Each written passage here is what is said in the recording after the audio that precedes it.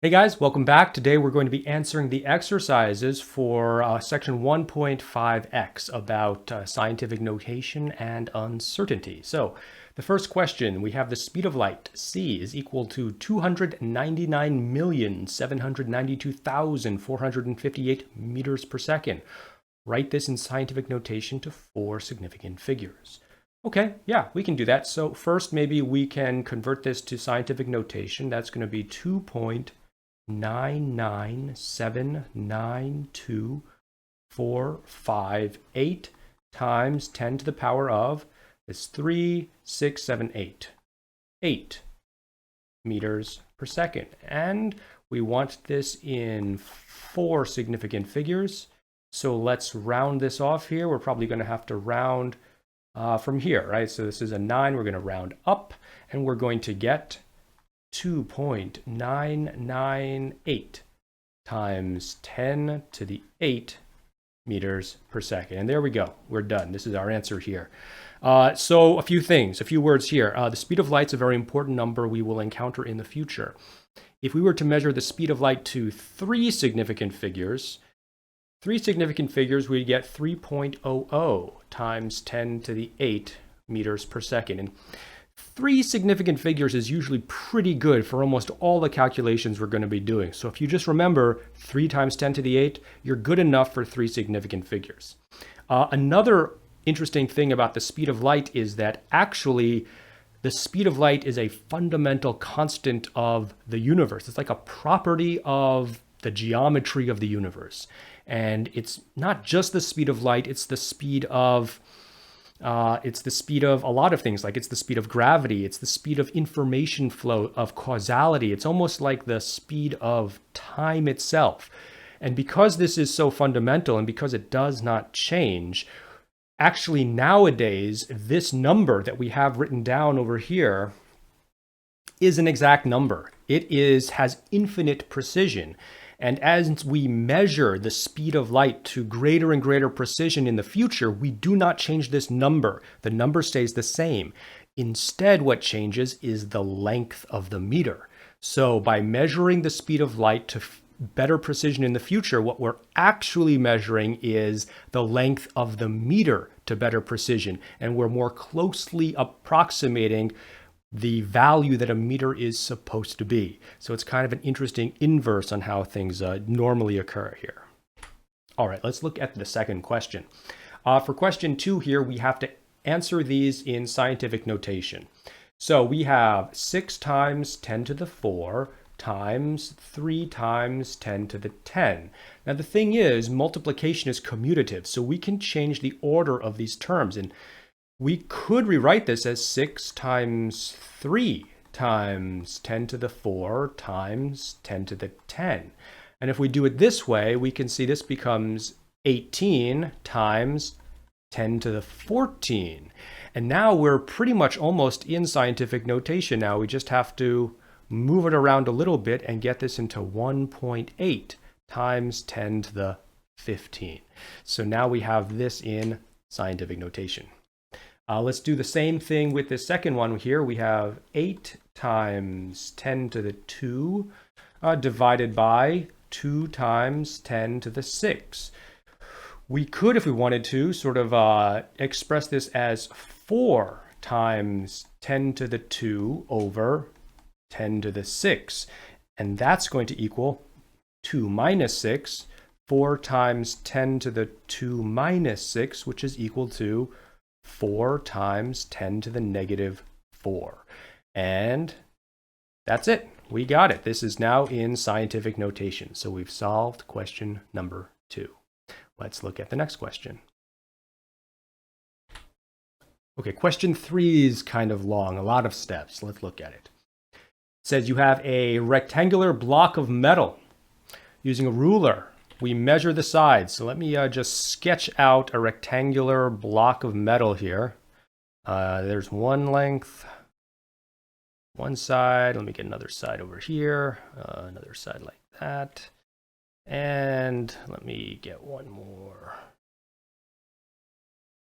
down here. Okay, so let's sketch out this rectangular block of metal.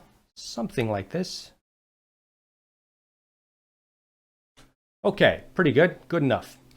And we have it is 32.3 centimeters long with a width of 12.2 centimeters. And with calipers, we measure the thickness to be 6.44 millimeters. And finally, we put it on a scale and we see that it has a mass of 2.0 kilograms. Okay, so there we go.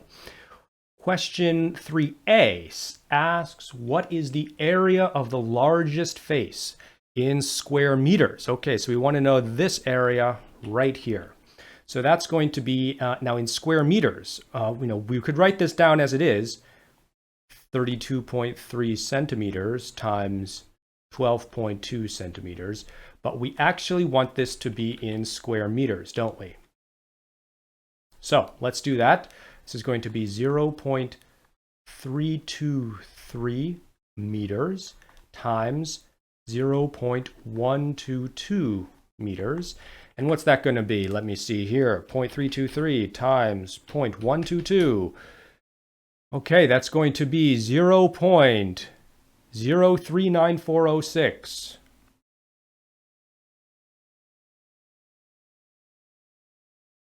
Square meters. Okay, so, 3406 square meters. Okay, that's pretty good, but we need to use the correct number of significant figures here. And we can see that we have 3 sig figs here and 3 sig figs here. So the smallest number is 3 significant figures. Our final answer should have 3 significant figures. And so we're going to have to cut off these last 2 here, round them down.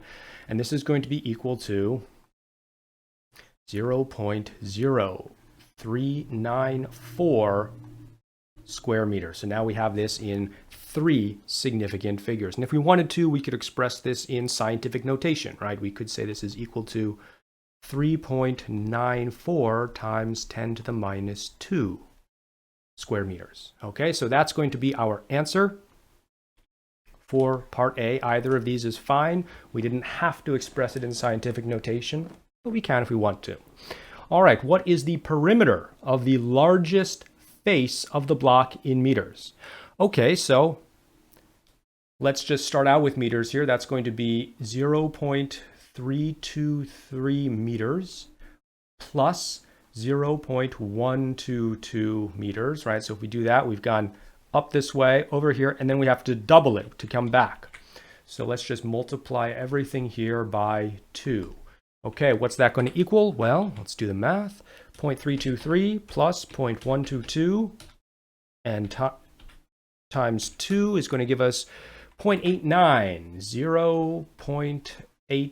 0.89 meters. But let's remember our significant figures here, right? So, well, actually not significant figures, but we have to remember our uncertainty level here. So both of these numbers were measured to the thousandths of a meter. Right? We get this thousandths of a meter, thousandths of a meter. So our final answer is actually precise to the thousandth of a meter. So we have to write a 0 here in order to have the correct number of significant figures in our final answer. So there we have it. Final answer for part B. What is the perimeter of the smallest face of the block in meters? Okay. So in that case, we're looking at this perimeter right here, right? This perimeter. So we have to go, and that's going to be 0.122 meters plus this thickness. That's 6.44 millimeters. So to convert that into meters, that's going to be 0.00644 meters. And again, that's half of the perimeter, so we need to double that.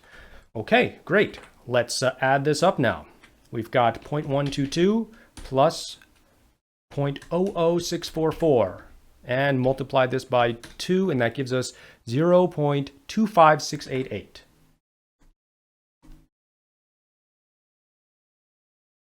Meters. Okay, now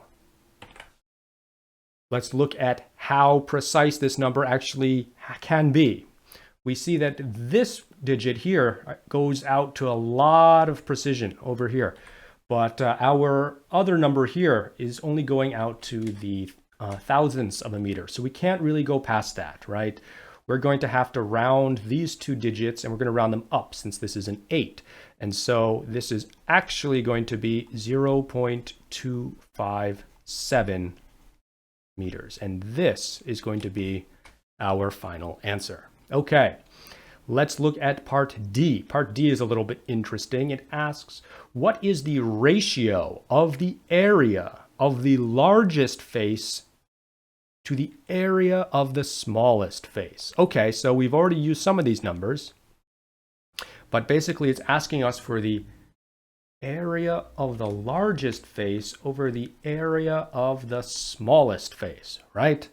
Okay, well, here we calculated the area of the largest face. So let's just write those numbers down again. It's 0.323 meters times 0.122 meters. And the area of the smallest face is going to be, well, these two numbers, right?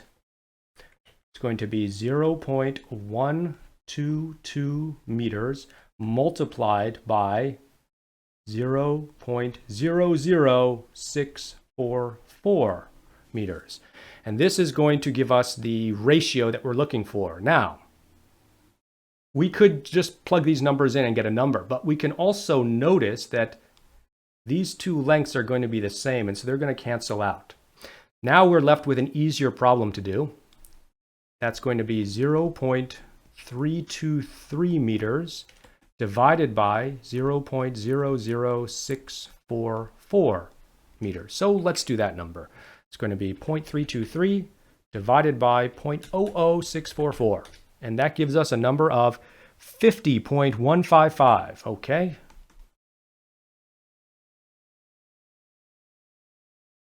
However, we have to look now and see how many significant figures we're actually able to have here. These are all multiplication and divisions, so we see I have 3 sig figs here and 3 sig figs here, so we should have only 3 significant figures in our final ratio here.